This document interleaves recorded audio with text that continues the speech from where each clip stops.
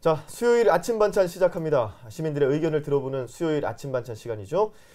숭례문 하면 우리나라 국보 1호로 잘 알려져 있는데요. 최근 국보 1호를 숭례문에서 훈민정음으로 바꿔야 한다는 목소리가 높습니다. 이달 초 일부 시민단체들이 국보 1호를 훈민정음 해례본으로 바꿔달라는 건의서를 문화재청에 제출하기도 했는데요. 이에 대한 시민의 생각은 어떤지 얘기를 나눠보도록 하겠습니다. 네, 관련된 내용부터 먼저 자세히 전달해 드리겠습니다. 한 시민단체의 설문조사에 따르면 훈민정음 해례본을 국보 1호로 지정해야 한다는 의견의 64%가 긍정적 답변을 한 것으로 나타났습니다. 이를 근거로 일부 시민단체에서는 국보 1호를 숭례문 대신 훈민정음으로 지정하자는 주장을 내세우며 문화재청에 건의서를 제출했는데요. 시민단체 측은 숭례문을 국보 1호로 지정하는 것은 일제시대 일본이 정한 것이기 때문에 일제의 잔재로 볼 수 있으며, 또한 숭례문은 2008년 방화 사건으로 크게 훼손된 데다 부실복원 논란으로 문화적 가치가 떨어졌다는 지적을 하고 있습니다. 이 같은 이유로 숭례문 대신 훈민정음 해례본을 국보 1호로 지정하는 것이 바람직하다는 주장입니다. 네, 국보 1호는 1호라는 상징성 때문에 그 의미가 더욱 큰데요. 과연 국보 1호 변경에 대해 시민들의 의견은 어떤지 들어보겠습니다. 얘기 나눠볼 두 분, 최소용 씨와 공웅재 씨 나오셨습니다. 안녕하세요. 안녕하세요. 네, 안녕하세요. 자, 우리나라 문화재 중에 숭례문만큼 잘 알려진 것도 없을 텐데요. TV 화면으로도 많이 봤고, 다들 숭례문 하면 어떤 건물인지는 아실 겁니다. 그만큼 또 친근한 문화재이기도 하고요. 두 분 숭례문 복원된 이후에 또 가보신 적 있으신가요? 예. 네, 한번 지나쳐 봤고요. 예. 네네. 어떤 기억 있으세요, 숭례문과 관련해서? 저 같은 경우는 숭례문에 대한 기억이 몇 가지 있는데요. 이제 네. 아주 어렸을 때는 동네 친구들하고 고무줄놀이를 하면서 동동 동대문을 열어라, 맞아요. 남남 남대문을 열어 노래가 있잖아요. 예. 이제 그 노래 부르면서 남대문이 옳다, 숭례문이 옳다라고 옥신각신한 기억이 있고, 이제 결혼을 해서는 서울로 올라와서 가장 먼저 간 곳이 숭례문인 것 같습니다. 네. 그리고 또 잊지 못할 가장 큰 사건이죠. 이제 2008년도에 있었던 이제 숭례문 화재 사건이 가장 기억에 납니다. 네. 공웅재 씨는 어떤 기억이 있으세요? 네, 저는 이제 고향이 부산이라서 성립되기 전까지 부산에서 살았었는데요. 네. 어렸을 적에 가족들이 서울에 다 같이 놀러 온 기억이 있습니다. 그때 가장 먼저 간 곳이 숭례문이었고요. 신기해서 다 같이 가족들이 사진을 찍었던 그런 기억이 있습니다. 네, 이 숭례문 하면 다들 가슴 아파하는 일이 바로 2008년의 화재 사건을 떠올릴 수밖에 없는데요. 네. 최소영 씨도 방금 말씀을 하셨고요. 두 분도 그때 기억이 나시겠죠. 공웅재 씨 어떤 기억? 네, 아직도 기억이 생생히 나고 있는데요. 2008년이었던가요? 예. 그때 뉴스에서 거의 실시간 중계처럼 화재 사고에 대해서 보도를 해줬었는데요. 숭례문이 타고 있는 모습을 화재가 나고 있는 모습을 뉴스로 실시간으로 보다 보니까 네. 굉장히 가슴이 아팠고, 예. 왜 빨리 진화가 안 되지? 이거 무너져 내리는데 어떡하지? 그런 매우 가슴이 답답했던 네. 그런 기억이 있습니다. 최소영 씨는 네. 아마 TV 앞에 같이 서로 다른 장소에서 같이 보고 있었지 않나 생각을 하는데요. 뭐 다들 생각했겠지만 처음에는 그냥 다 대수롭지 않게 생각을 했는데, 자꾸 점점 불덩이가 커지면서 문화재를 저 정도밖에 지키지 대비를 못하지 못했나 하는 마음이 좀 들었고요. 네. 이후에 이제 화재가 진압되고 난 다음에 이제 안타까운 마음 현장을 좀 찾아가 봤습니다.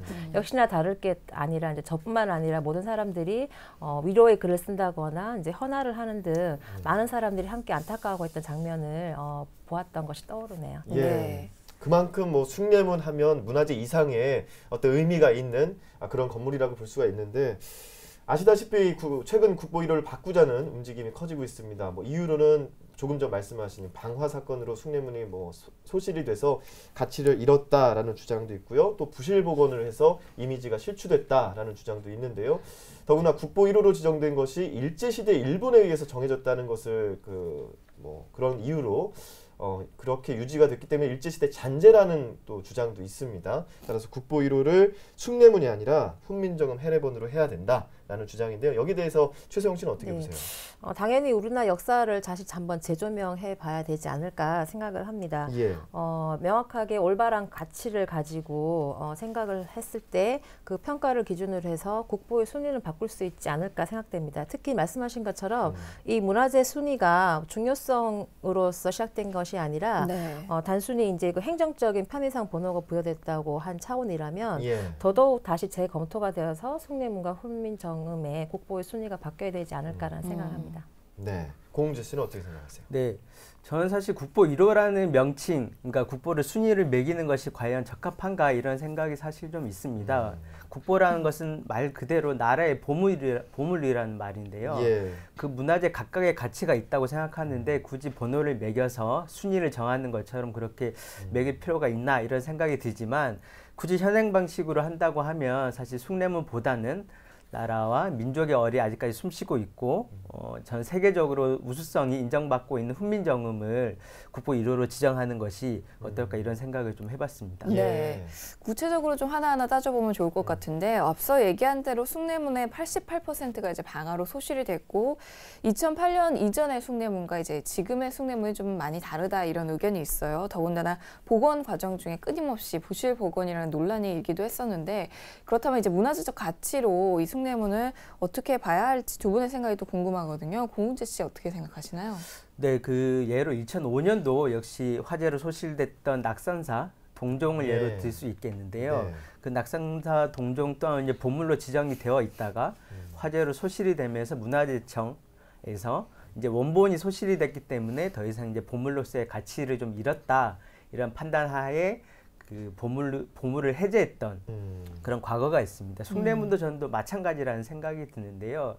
실제로 숭례문이 부실복원됐다 이런 심각한 논란이 있었는데 감사원 조사 결과 그것이 사실로 밝혀졌고 그런 과정에서 단창을 화학접착제로 붙여가지고 단창이 지금 막 벗겨지고 있거나 네. 아니면은 기와 지붕을 원래 규격이 아닌 임의 규격으로 만들어서 실제로 역사적 고증이 덜 됐다거나 하는 심각한 부실 사례가 하자가 발생을 하고 있는 것으로 드러났습니다. 그래서 이 정도 되면 사실 문화재로서의 가치를 조금 잃은 게 아닌가 저는 이런 생각을 좀 하고 있습니다. 네. 예. 최소영 씨 어떻게 생각하세요? 네, 저 역시 이제 이왕 하는 거 좀 제대로 이제 해야 된다고 생각을 하고 복원이 돼야 되는데 부실 복원 굉장히 중요한 문제 중에 하나이잖아요. 예.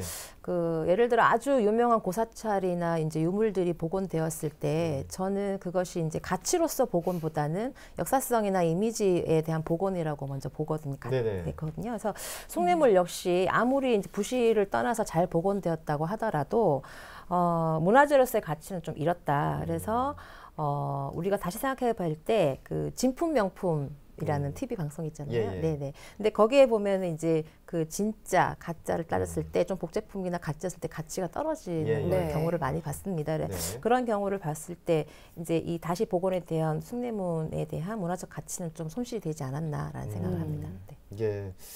그렇다면 또 하나 뭐 짚어봐야 될 문제가 있는데요. 일제시대 잔재라는 뭐 측면이 있습니다. 일제시대 때 정해졌던 그 문화재이기 때문에 이 문화재적으로 가치가 떨어진다. 그렇기 때문에 훈민정음 해례본을 국보 1호로 지정해야 된다는 뭐 그런 주장입니다. 일단은 그 역사적 측면으로 봤을 때 이런 일제시대 때 정해졌던 문화재 이것이 바로 그 어떤 측면에서 바라봐야 될까 하는 것을 시민들 입장에서 궁금할 것 같은데요. 최소영 씨 어떻게 보세요? 네네. 숭례문이 문화적 가치로서는 당연히 높다는 것은 틀림없는 사실이잖아요. 그런데 이제 우리나라에 치부할 수 있는 일제 강점기 시대 때 역사적인 사건과 연관되어 것을 다시 생각해 보면 예. 그 단순히 문화적인 가치와 역사적 가치를 함께 해야 되지 않을까라고 생각합니다. 단순히 잘못된 정보나 왜곡된 정보로 우리 후손에게 이 역사의 가치가 그대로 전달된다면 예. 이후에 또 다른 문제가 더 발생하지 않을까라고 생각했을 때 이 두 가지의 문제를 함께 고려해야지만 한다고 저는 생각합니다. 예. 고흥재 씨는 어떻게 생각하세요? 네, 숭례문이 오랜 기간 동안 많은 이들의 사랑을 받았던 것은 사실입니다. 문화적인 네. 가치가 높은 것도 인정을 할 수 있는데요. 그런데 네. 이제 역사적으로 따져봤을 때는 약간 다른 결과도 있는 것 같습니다. 실제로 사대문, 동서남북 사대문이 있었는데 일제시대 때 서문과 북문을 이제 그 무너뜨려 버렸죠. 파괴시켰죠. 예. 근데 동대문하고 남대문만 남아 있는 상태인데요. 사실 그 숭례문의 역사적인 사실을 보면 임진왜란 때 이제 일본 군대가 제일 처음으로 들어간 곳이 숭례문이기 때문에 일제가 파괴하지 않고 남겨뒀다가 네. 조선 총독이 보물 1호로 지정을 했습니다. 네. 그것을 이제 그대로 이어받아서 국보 1호로 지정을 한 것인데 그렇게 역사적 사실로만 따져봤을 때는 국보 1호로서의 가치 약간 조금 의심을 할 수밖에 없는 게 아닌가 그렇게 생각을 하고 있습니다. 네. 이 훈민정음 해례본의 경우에는 한글의 원리와 또 용례를 설명한 책이라서 좀 상징적인 의미가 큰 편인데 문제는 이제 훈민정음 해례본의 경우에는 민관 기관인 간송미술관에서 소장을 하고 있거든요. 개인이 소장하고 있는 것을 국보 1호로 지정한다. 이 점에 대해서는 어떻게 생각하시는지 고흥재 씨가 먼저 답해 주시죠. 네, 이 사례가 특이한 것은 아닙니다. 2014년도 기준인데요. 총 국보가 이제 315점 이 지정이 되어 있다고 하는데 그 중에 절반 이상이 216점이 이미 개인이나 단체, 사찰 소유로 되어 있는 것으로 기록이 나와 있습니다. 그래서 꼭 숭례문, 꼭 훈민정음뿐만 아니라 실제로 많은 국보나 보물들이 개인 혹은 기관 단체의 소유로 이미 되어 있습니다. 물론 이제 일부 재벌이나 돈이 많은 사람들이 국보를 개인 소유화처럼 하는 것은 문제가 되겠습니다만 꼭 훈민정음뿐만 아니라 실제로 많은 국보가 그렇게 꼭 국가 소유로만 되어 있지만 않다라는 게 사실이기 때문에 훈민정음 또한 그런 가치가 있다라고 하면 국보로 지정하는 것이 1호로 지정하는 것이 크게 무리는 없을 것으로 생각을 하고 있습니다. 네. 최소영 씨. 네, 저도 마찬가지로 간송 전영필 선생님 같은 경우에는 우리나라 국보를 지키기 위해서 개인의 사유재산까지 써가면서 이제 지켜내 온 거잖아요. 예. 그렇게 문화재를 아끼고 사랑하는 개인이 가지고 있다가 국보로 지정된다는 큰 문제가 없다고 봅니다. 오히려 저는 공공성을 확보하는 것이 더 중요하지 않을까라고 생각합니다. 네. 예.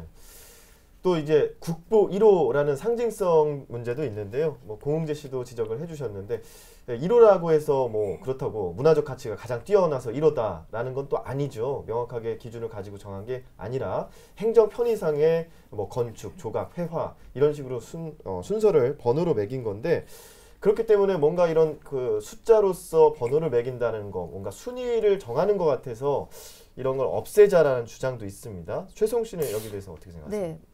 저도 동의를 하고요. 말씀하신 것처럼 정부가 제가 자료를 좀 찾아보니까요. 예. 1955년에 국보 고적 명승 천년 기념물 보존령에 의해서 일제 강점기 때 지정된 보물을 국보로 승격했다고 합니다. 그리고 1962년에 다시 문화재법 보호비 만들어지면서 이제 국보와 보물로 나뉘어졌는데요. 네.